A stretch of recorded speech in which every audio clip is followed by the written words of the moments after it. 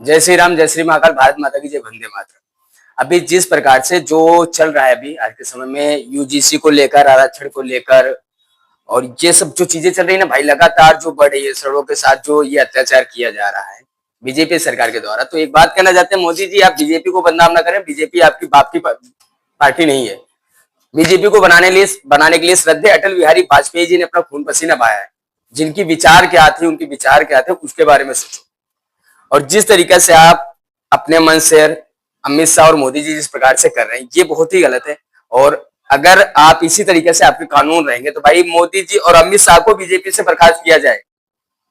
हम बीजेपी का नहीं, मोदी अमित शाह का विरोध कर रहे हैं जो ये नया नियम ला रहे हैं। और मोदी जी किस प्रकार से आप बोलते हो संविधान संविधान करते हो, संविधान में 22 तरीका, आप भी गर्व कर रहे हैं भाई एसटी एससी को लेकर 22 प्रकार के नियम थे, हमने 47 प्रकार के कर दिए। भाई सीना चौड़ा करके बोल रहे भाई, शर्म नहीं आ रही है तुमको?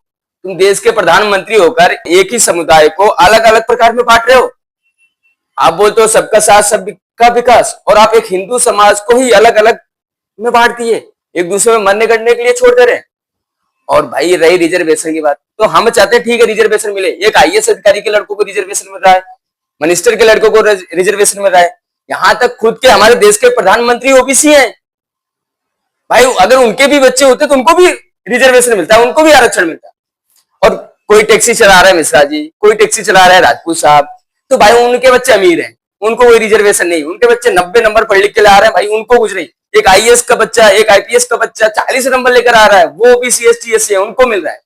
भाई क्यों इतना मतभेद क्यों? जब सबका साथ सबका विकास के नारे लेके चले तो करो ना भाई। रिजर्वेशन एक ही बात है, अगर गलत बोलूं तो आप जितने भी भाई हो हमारे, जिस भी समुदाय को, आप हमारे बहुत सारे भाई हैं जो एसटी एससी भी हैं, ओबीसी हैं, और हमारे बहुत ही सगे भाई जैसे हमारे साथ में रहते हैं। भाई तो एक ही बात कहना चाहते हैं, आर्थिक जो है भाई, आर्थिक स्थिति के अनुसार उनको रिजर्वेशन दीजिए। वो चाहे ठाकुर साहब हो, चाहे ब्राह्मण जी हो, चाहे बेनिया जी हो, या चाहे एसटी एससी वाले हो या ओबीसी वाले हो, कोई भी हो, उनको उनके आर्थिक स्थिति के अनुसार दीजिए, न कि उनके जात पे करिए। हम मुस्लिमों में कोई नहीं, सिन्हा कौन है, सिया कौन है, उनके भी बहुत सारे जात हैं, उनमें क्यों आरक्षण नहीं है? भाई उनको तो एक ही समुदाय दे दिए मुस्लिम हो, हमारे हिंदुओं में ही तुमको ये करना है। तो अभी रिजर्वेशन को भाई साहब एक ही चीज है, उनको आर्थिक के अनुसार रिजर्वेशन सबको दिया जाए। यूजीसी जो है ये लाना एक कानून है गलत है, जिसको सुप्रीम कोर्ट ने भी बर्खास्त किया कि ये आपस में एक हिंदुओं को आप भड़का रहे हो, आपस में झगड़ा करा रहे हो। और जो सही है, जो कि किसी भी यूजीसी लाने का कोई नियम ही नहीं भाई, गलत है भाई। यूजीसी जिस प्रकार लाया जा रहा है, यूजीसी का कोई महत्व ही नहीं है भाई, कोई महत्व नहीं है, किसी ने उसको मांगा भी नहीं। कहाँ पे स्कूल और कॉलेजों में, यूनिवर्सिटियों में कहाँ बताओ बच्चों को प्रताड़ित किया जाता है? कौन सी यूनिवर्सिटी बताओ ब्राह्मण ठाकुर यूनिवर्सिटी कब्जा करके रखे हैं? बताओ भाई, जबरदस्ती वोट बैंक के लिए आप एक हिंदू ही समाज को लड़ा दे रहे हो आपस में। तो मोदी जी सुधर जाइए, अभी भी समय है, और आप ऐसे ही आपस में हिंदुओं को बांटना बंद करें। बाकी सारे हिंदू हिंदू भाई हमारे एक हैं, और मोदी की बात अलग है भाई, उनको हटाओ। बीजेपी को बदनाम ये मोदी और अमित शाह कर रहा है।